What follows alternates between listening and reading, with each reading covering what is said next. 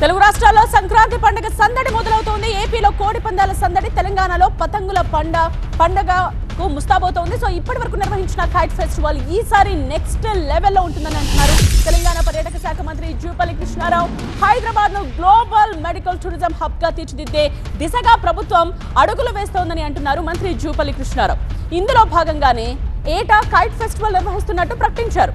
ఈ నెల 13 నుండి 15 వరకు సికింద్రాబాద్ పరేడ్ గ్రౌండ్స్ లో నిర్వహించే కైట్ ఫెస్టివల్లో అందరూ పాల్గొనాలి అని పిలుపునిచ్చారు.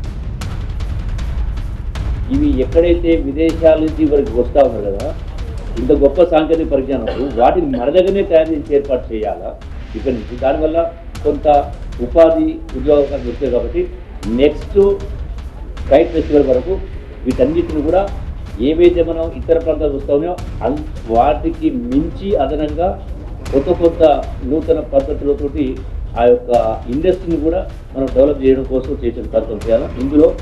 ఇందులో ఈ అన్ని దేశాలు సుమారుగా 19 దేశాలకు చెందినటువంటి 40 మంది అంతర్జాతీయ కైట్ ఫ్లైయర్స్, అట్లాగే మన దేశం నుంచి కూడా సుమారుగా 15 రాష్ట్రాల నుంచి ఈ యొక్క స్పెషలిస్ట్ అవుతుందో ఈ కైట్ ఫ్లైయర్స్లో పాల్గొంటూ ఉన్నారు.